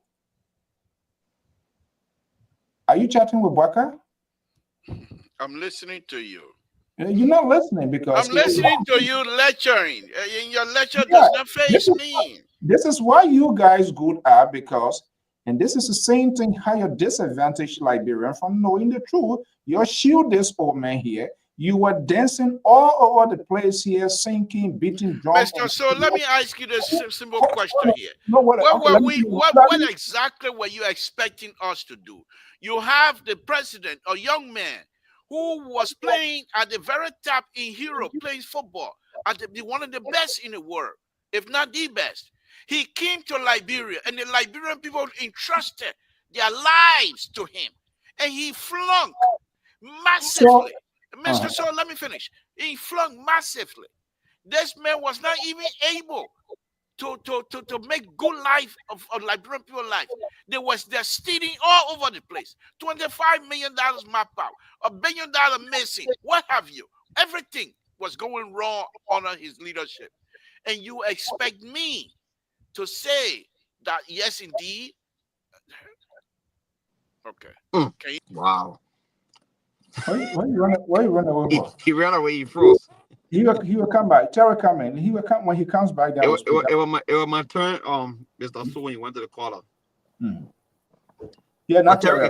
Yeah, no, you are Keto. Sorry, Terry will come in. So Mr. So I think it's unfortunate, and it's people just thinking that, and I don't want my brother Terry to think that, oh, you want you to continue? You want Mr. Total to continue? No, basically what I'm saying is, Mr. So can cry for another judgment day. I have no regret. There is no way I'm going to turn around and support President Weah over President Baka. But that's the kind of thing you go around and you mango all over the place. Take peace here, and you think I'm the political guru on the platform. You know that. So I'm not going to sit here and I got nothing to apologize for. President Baka is better than President Weah, 200%. I say so. Okay, let me get my time. You got time on your thermos? The host is conducting. Go ahead. I say the host is conducting. Look, the great host and the CEO. I want to be, and no disrespect to the people that have voted or promoted President Bwaka. I think they were doing it in good faith because they heard, like Liberian people always do, they say. They didn't do due diligence to this old man, to the process to say we actually know him, who he is. With all of the stigma that was on this old man, they painted him to be the white or the sacred cow, that special person. You understand? Even though President Doe fired him, they blinded the Liberian people to that aspect of his life that he was not fired because of corruption. Amos Sawyer fired him. They pushed Amos Sawyer to say no, say it was for political reasons. He did it so that the Ome can be where he is today. And we know it was because of corruption. We know because the Ome could not function as a politician. They served under Ellen Johnson Sirleaf for 12 years and said he was a pack race car. These people continue to promote this man. Even to the extent where in almost a year, this man has shown ineptitude at its highest. We got people like the Lpr on this show. I don't know how political guru he is. If he can see a political flunky and promote him, because President Bwaka is a political flunky as I consider him to be. Nobody, if that's how Mr. Guru, the celebrity, we say this man is leading by assumption. Today, if somebody come and say Guinea attack Liberia, and with all investigation, he will send a military like the CEO said to go and attack Guinea. We're all doing due diligence because somebody says so, and I believe he can do that because Mama Ability came with yellow machine, and this old man was able to write a letter to the Senate, putting his character on the line. Let me hold you there. Let's bring our two callers here, and then Terry will come into this fire. Let's go to the phone lines here because let's go to this number here, 214 number 25212. Caller, good evening. What's your name and where you calling from? Hey, Mr. So, this is Clarence Berry. I'm calling from Chicago, Illinois. Illinois. How Barack Obama? Oh, it's cool here. We are very cool here. What happened to Democrat? Oh, no matter thing now. Okay, let's go ahead. Let's hear you. You know, Mr. So, I don't think there's a time for those or others supported the rescue mission to be defending. We should be very straight out with the Liberian people because where the mistake lies is there. You can see the president get the election at the end. When the Republican won an election, Donald Trump won an election, politically, your reward is not in heaven, your reward right on earth here. He brought in key allies that stood by him. because he wants for a plan, a policy is getting to be met. What is happening now with Unity Party? Because all of these things are happening, we are expect that the leadership of the Unity Party from the party level to call the president's attention to this. But how can this happen? Nearly all the leadership of the Unity Party, all of them are in the government. So how can this happen? And it may still happen after one another. And when they say happen, say nobody should blame the president. Who should be blamed? You know for the well that during the election, I continue to bring that point up. During the election, when Yomi Conga and Dallas Dillon were called to early us, they were called there to support Elizabeth Collins. And we were doing a negotiation gracefully. You can remember retired suffering Roddy. Our SKD who are having a response. The foreign affairs minister did not even endorse the owner during the election the second round. So I expect for him to work on. In the time the Unity Party is getting a presidency, I expected that those people from Unity Party to work along with the women, but they shut everybody away, boys playing around. And Ellie said, when Jota Baka become president, she went to me. Why do you think that that one she's a Renadino? Why think you can bring him out in Jota Baka government to make the government to not agree? Okay. And we continue to be protecting here. They want the ministers don't blame the minister. Okay. Don't blame anybody. Blame the president. So Clarence, you say, yeah. So tonight you broke ties with the Liberal, right? No, I'm not in support of Labour tonight, really. Oh. I'm not in support. Because the reason why I'm saying them is you think you ought to support it again? We're happy, we continue to come here to defend. This is something that happened. We have okay. Day-to-day, it's a former president. And we want for the president to succeed, we should be able to tell him the truth. All right. Don't tell him the truth. These are let's tonight the deputy minister that appeared. Then the Minister of Information tell the men, and when the mayor appear to sponsor, you are going to dismiss him. The man speaking your mind is the truth. Why should we deceive our people? So what I want to do, Clarence, I will send you Fatu number. So I'll tell Fatu to call here. I want to know too whether she agree with the Liberal or not. But thank you so much. Let me go to the other caller. We are running out of time. Please, let me end that point here, please. You know that I don't expect that for Keta tonight. You look here, Jovia, or political or Sonic, you won't compare me with Joseph Walker? Thank you, Mr. So. They make out a post like my earphone. Okay, let's go to my man here from North Carolina. Good evening, welcome. Good evening, Mr. So, and good evening to the panelists. What I want to say is, I just want to buttress what Terry said at the beginning of the show. The president is taking some decisions, Mr. So, and the reason why the president is taking decisions is because we are pushing the president to make these decisions. What I can say is, we got to keep pushing harder. The Liberian presidency is an imperial presidency, and we all know that the Liberian presidency is imperial. No matter what we say or do, all of Liberian president's decisions are always being done within their cycle. And until we can agree with that, we'll be in the same pattern in the next 6 years. People, you can't tell me that Mr. Cummings would have done better if the people who are in, some of the people who are in for that cycle were in Cummings' campaign. So it just tells you what we are being common leadership. So Liberia has a serious problem. Whether we like it or not, it is what it is. The only thing I can say is we got to keep pushing our presidents to do better than what we, and we say, especially what we want them to do. Because 6 years ago, President George, we have never made such a decisions as these. He never fired anybody, he never dismissed anybody, nobody was suspended. At least in 10 months, people have been fired, people resign.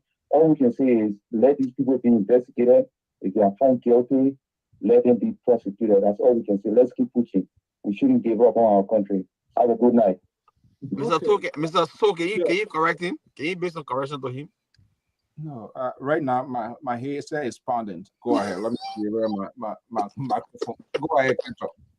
The man said, Joey, I didn't fire nobody, did dismiss suspend nobody. Joey, I did suspend people. The guy from the passport division, the water and sewer boss. A lot of people are in his administration that he fired and they went through investigation. He brought some of them back on.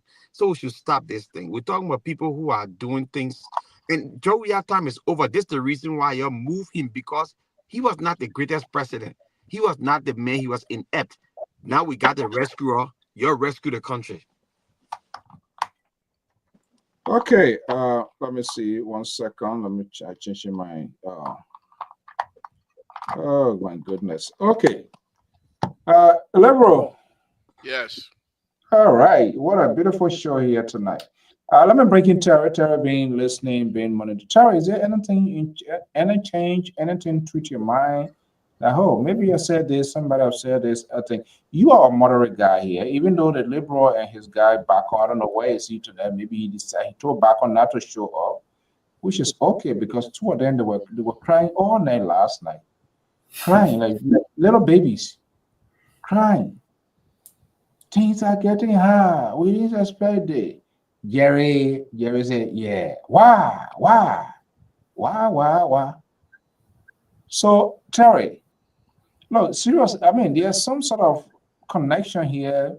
Yeah, we're talking about $25 million is still in question, but from all indication, I think we're going to get to A. The same thing with George Weah. So there are a lot of similarity with Bella de Weah and Boyka, most likely. It's not in its totality, but that seems to be. How can the president quickly get out of this thing? What he needs to do? Well, Mr. So, I don't want to agree that there is a lot of similarities between the two people. There's a far disparity. President Weah within 6 months building condominiums out of the Liberian people money. Samuel Tuer misappropriating 25 million, that which Keto would never say, as compared to what we're saying. He always bypassed the channel. He talking now about how President Weah fired people, he did that. When that happened? JMB in 9 months, JMB within 9 months, he looked at Ami Moda, his own relative, who supported him. He called him in the office, he said, my man, go resign. I think you're going to say he fired him. No, give me a chance now. I give you a chance. You talk plenty. Tabata. You cannot compare President Weah and JMB. No day. The two of them does not have the same comparison when it comes to leadership ability. You know, it's just obvious. You don't have to be a rocket scientist to know this. And what is surprising is that they want us to put our puppet under the bus. Meanwhile, they defend President Weah with all the corruption. Oh, that's the reason why I cannot submit to the guys to can't tell them and say, oh yeah, JMB did that, because as long as they are on the show. But quickly, in reality, let's turn these cameras and the light off. But in reality, he did it. But you cannot admit because of political. Yeah. You know me, Mr. So I admit on the show we are people who tell JMB an error. We can show it. I tell you. But in this, like when the question you asked me to the question directly, if I were JMB, I would fire whoever brought that contract. That's the first step. And that is why and this government, I'm hopeful. The reason why I'm hopeful is because, let me tell you, if JMB were not taking some significant steps, like in recording all those ambassadors, taking some action on people, look at this guy from the immigration, all right, that came from the Liberty Party. JMB suspended him for 3 months. Look at LDEA. These are not ordinary people. Look at the finance minister. We got a different finance minister now. These are not ordinary positions. Commerce Ministry. JMB taking steps. That is the only thing that makes me hopeful. And if this is his first year, there have been a lot of mistakes. We have talked about it many times on the show. And this is one of the mistakes that he have made. that if he do not recuperate it, it will haunt him. It will haunt him in 2029. He have to recuperate it, and the first step he need to take is to fire the person that did that thing, because it's a disgrace. Look at what would the international community say?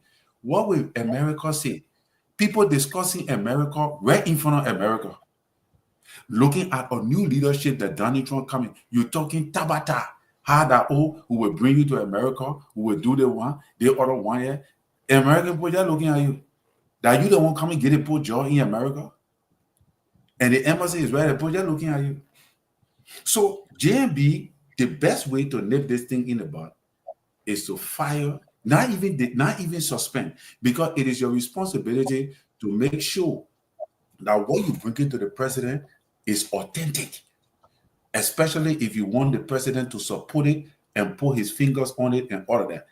That is what it is. But I am very, very hopeful, because I am seeing that JMB is seeing his mistakes and he's not knowing it. There are some steps that JMB have taken. It's like to say he listening to the media. He listening to our people say, I don't want to agree that JMB is in the bubble. I don't want to agree. JMB is not in the bubble. JMB listings. Listings. All right. He listening to the media. He listening to the radio.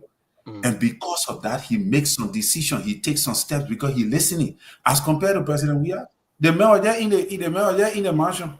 Anything that people say, he get done. When you get ready, he make music. Christmas coming. If you were President we are, he will be making Christmas music. I bet you. So yeah, we agree. But y'all want him to come back. You ask Keto now, he will tell you, say he want President we are to come back because President we are is better president than he will not even be thinking about Mr. Cummings. For me, the next leadership I will not be looking at, because JMB, I'm not going to support JMB 2029. I might support what he named Mr. Cummings. I might. I'm not sure. Why? If Mr. Cummings rebrand himself. Because JMB is, there are several reasons why I'm not going to say on the show now, but there are several reasons why I'm not going to support JMB for 2029. JMB promised one term. That's interesting. Lpr, Yes. are you in accordance with what Terry is saying? Terry is gradually abandoning you, and that's what you need to know. Terry is gone already. Gone.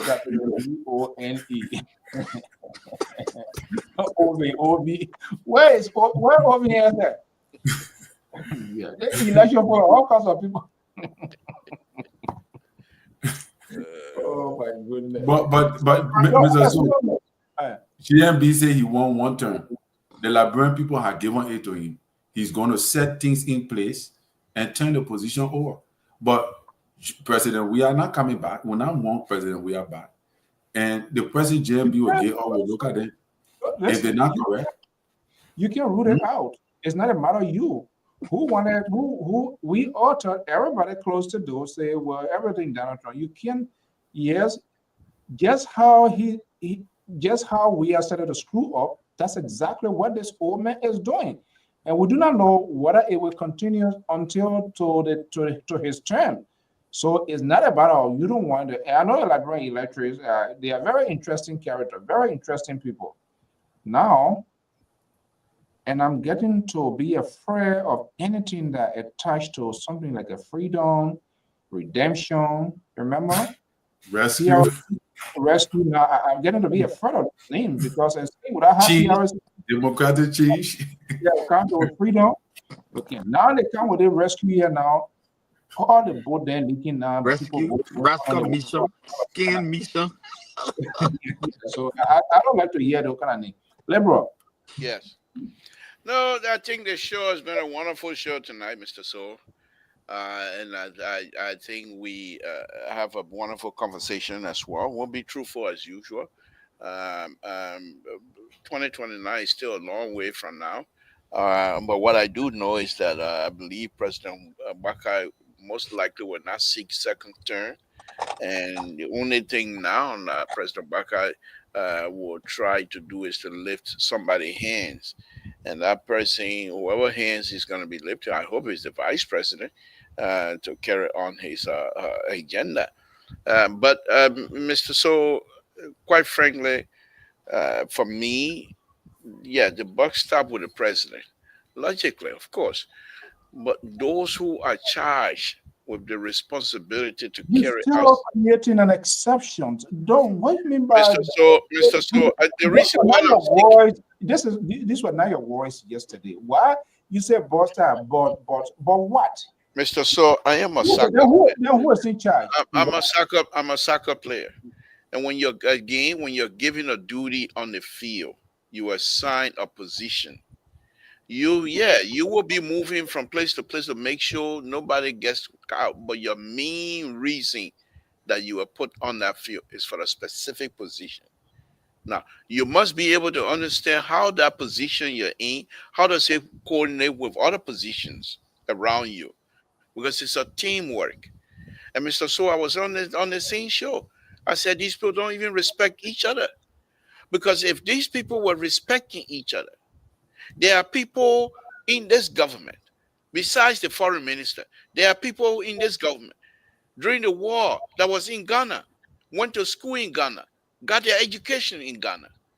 And this debacle migrating from Ghana, if these people were respecting each other, she would have consultation with other ministers to say this is what's coming. What do you guys think? Have a serious conversation with the Minister of Education. And that's why the Minister of Education probably pulled this stuff up, because she was under the impression without seriously having conversation. You cannot run a government like the way they're doing. And that's how it is. But we will see. President Bakai will make decision. He's slow in decision making. I know that, but when he makes it, he's very firm with it. So I'm not here to apologize. I'm not going to disown the president or try to distance myself. I am fully behind this president, and I know he will succeed. Yeah, but quickly here, I know you sounded much more conciliatory. So the word assumption that was deployed, you use, you think that was a wrong choice of words? No, Mr. So, when the president assign a tax to that person, if that person is coming back with a report to the president assume that whatever that report is coming in, that person have done their due diligence. That person have gone to investigate everything else. So and whatever that is coming to the president is the conclusion. Yeah, okay. You know, you can start being particular. I'm going to come to you, Mr. Collins. So you here, you have supervised projects and people work on you. You have your own supervisor. Am I making sense here? Yeah. Okay. So when you assign a group of men that work directly to report to you, when you give them tasks to do, upon completion, what do you do? Mr. So, it's a little bit different in engineering. No, it's not different. Okay. Yes, a thing here, and I'm just going to go straight to the foreign minister and the president, the situation. When the foreign minister invited the president, she was not inviting the president to have a conversation. She was inviting the president to speak on the deal that she believes she's going to be closing. And now, if she, right? Yes, but if looking at a deal? Listen. No, there are layers. If she had gone to the president from the start, so Mr. President, here's the deal that's coming to us, and I want to pass this by you. Mr. So you know how you and I operate. Hold on.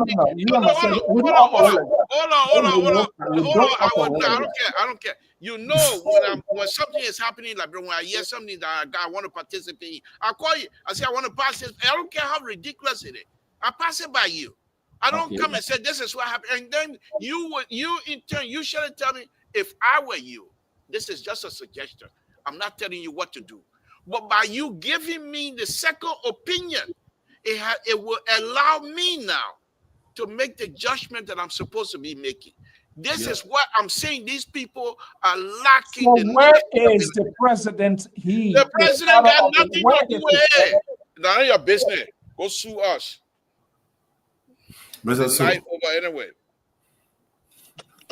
Point of information. Yeah. Right. The president got several people to hold accountable for this. All right. Because the president can give a bill to anybody, even if the foreign affairs minister say, oh, this is the deal.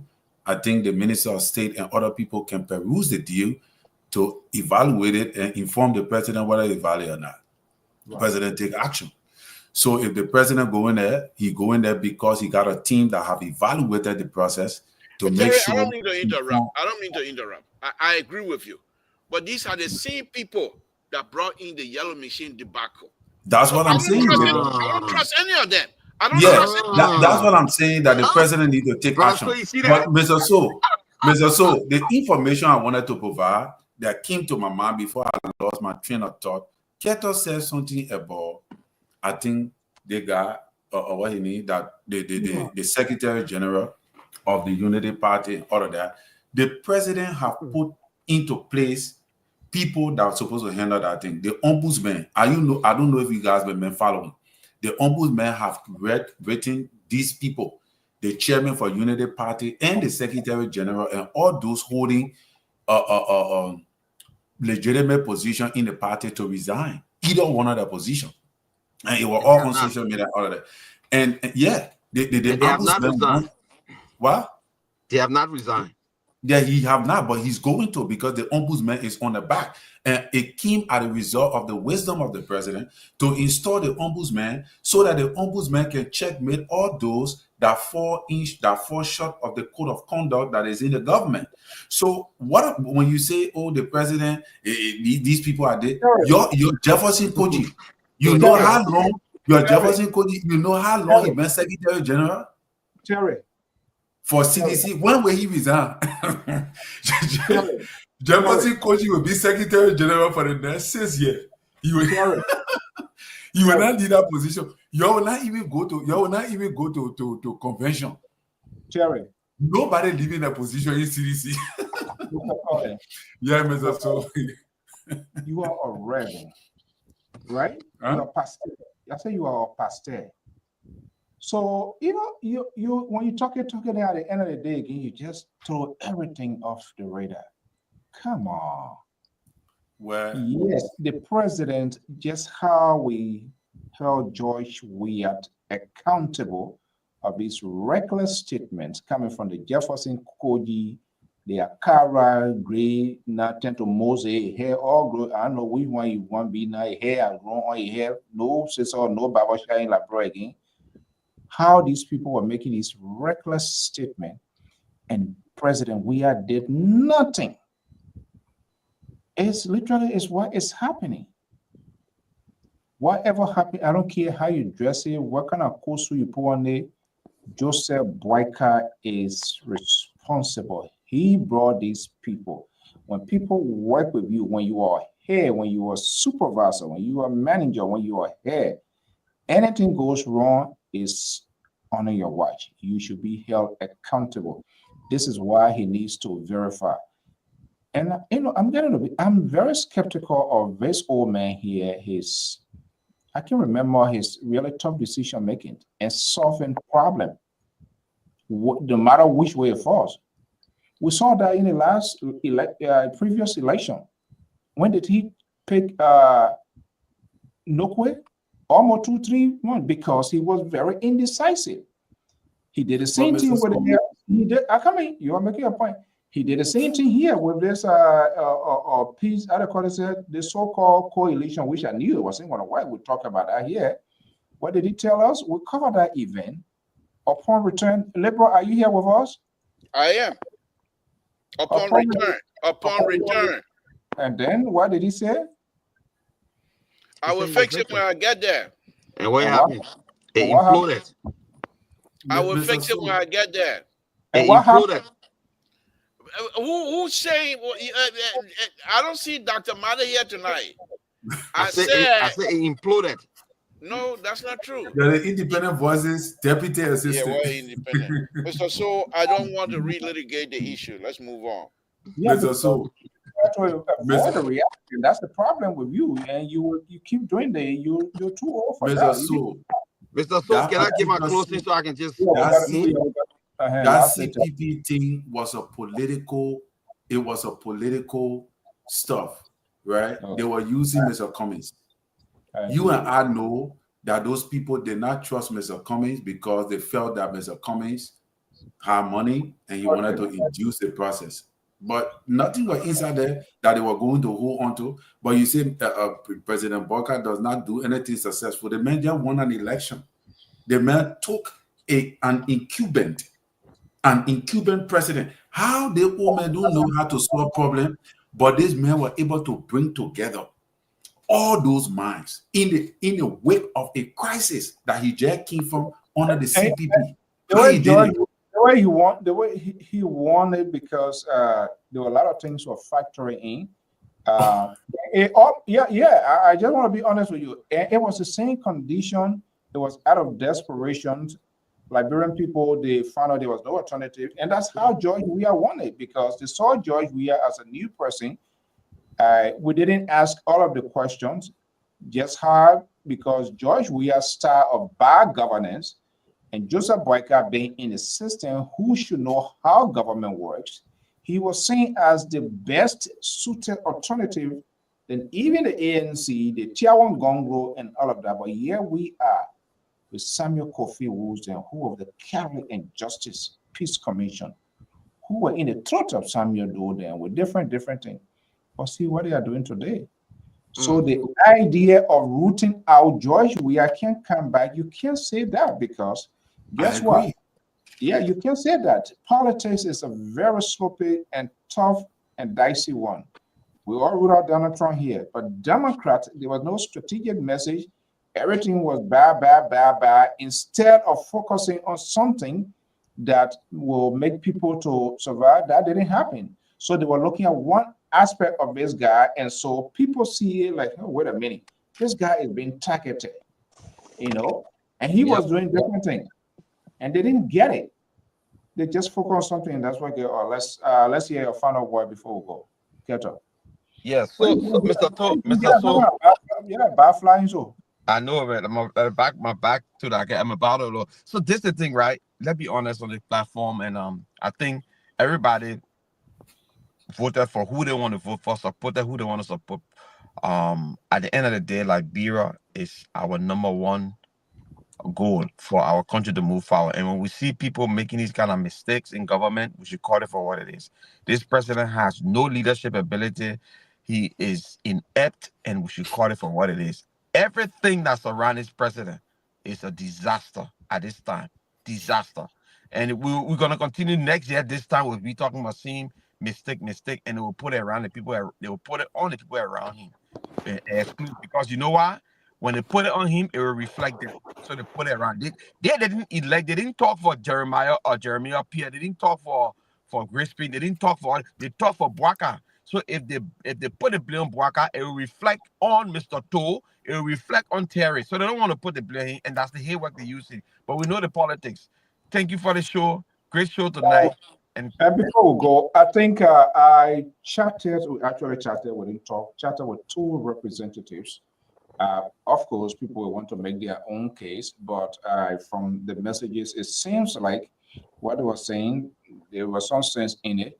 It seems like this thing will eventually, at the end of the day, will go in favor of Speaker Fanatic Kofa, because there was a bone in the third questions our understanding were put to the administration.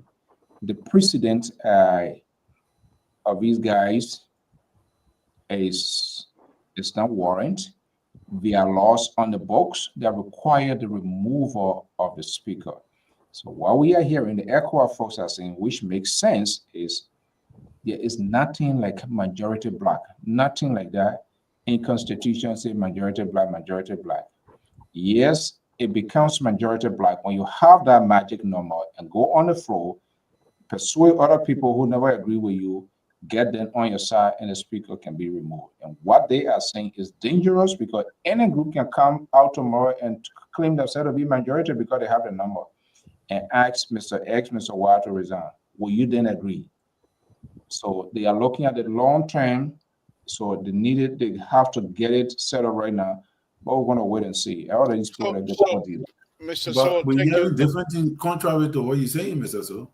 I'm just telling you what I got about that. Eventually, eventually, Kofa, based on what they are saying, if it is true and true, of course, that aside, but we have to hear from all sides. But It also makes sense because all they need to do is to get the numbers, and remove him. They cannot get that number. Kofa cannot get that number. So what these diplomats are saying is a bad precedent for just group to come say, okay, we are in majority, we don't want it. So what happens tomorrow when another group comes out say, we are telling you something, we get a number, we don't want you. But there's a process. They have all right. And that can be done in chambers. They need to persuade their people, and that's what they don't want to do. So everybody kind of like stand their ground, and that's just not enough to get it to put into the finish line. But Mr. So, I think this is at the very end of all of this. What you're saying is quite correct. That's what we've been predicting ever since.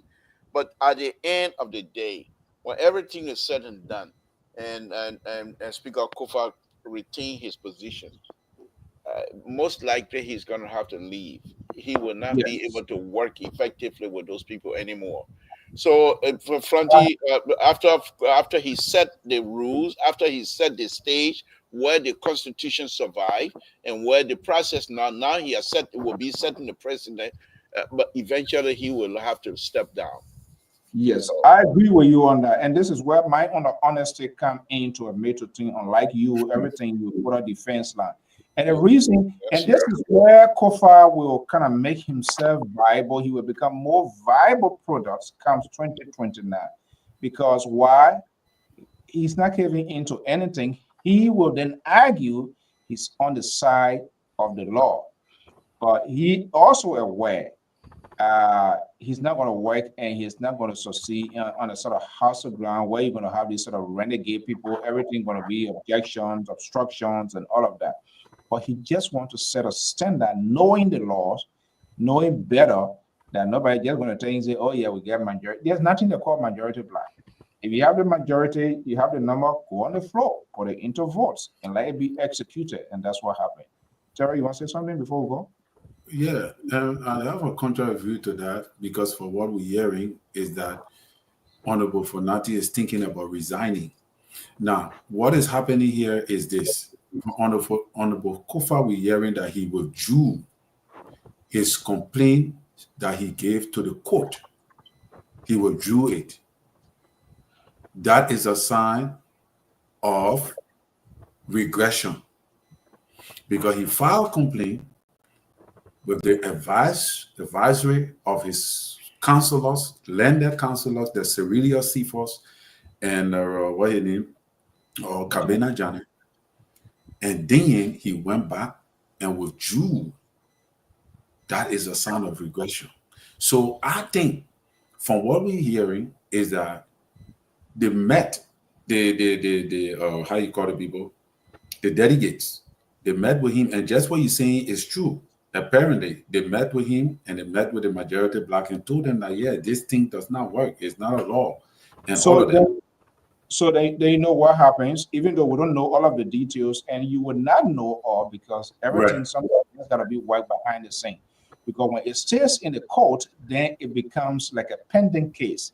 So who knows what other consensus are being reached, and what we can say for sure, they ask the executives to stay out of it because that is not a good precedent.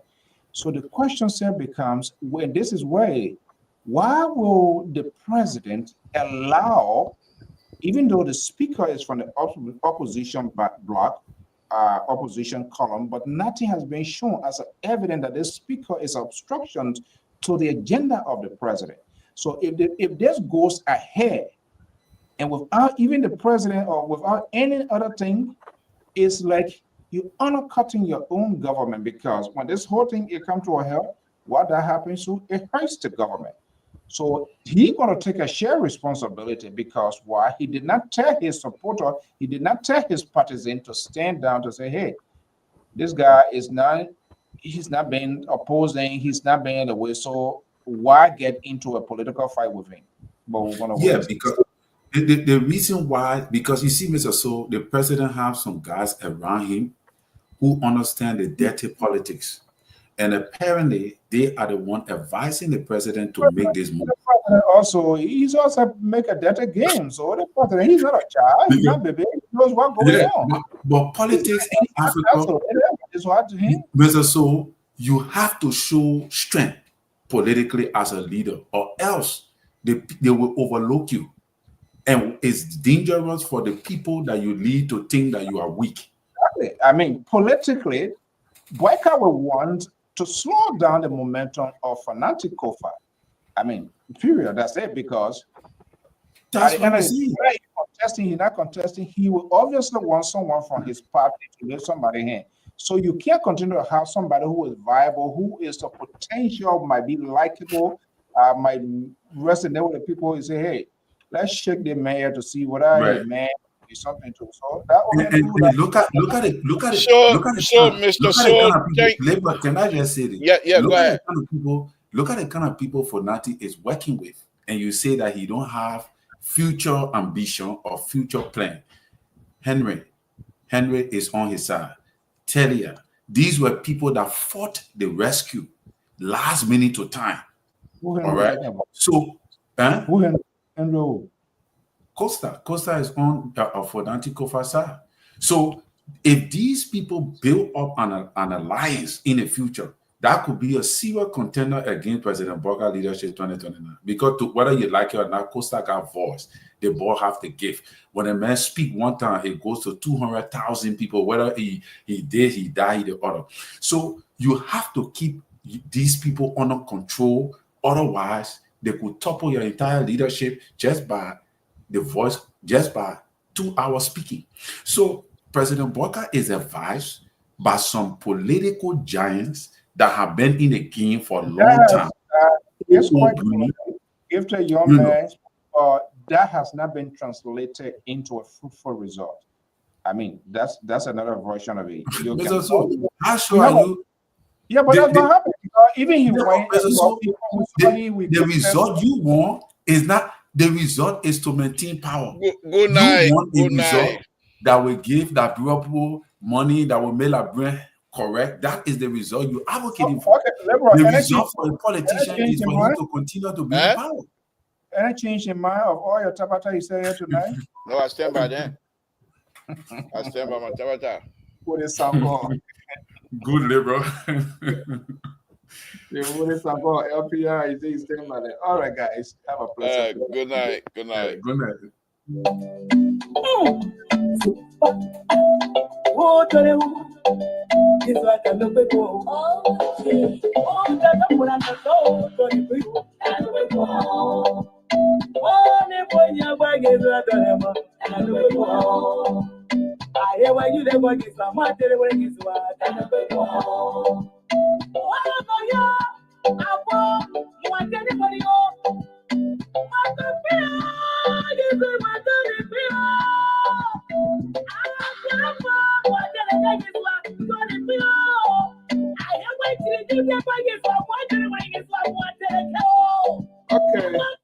Okay, folks, that's how we're going to end tonight's editions of this program. I want to thank you so much. Your comments, your tweets are very fruitful, helps the discussions. We always, this is what we want to, and we just want to be crystal clear here. No any good citizen we antagonize is on government, and we are no exception to that. But we feel we in this industry, we must create a playing level field. And that's one of the problems we in today. Because you have this big media empire institution, and one person is being heard and other people are not given the opportunity. It influences the process. And in most cases, it doesn't allow people to make informed decisions. The media is not a resistant movement against for the government, not for the government, but it stands in the gap as a conduit with the government and its people with respect to exchange of information sharing so that people will be able to make informed decisions.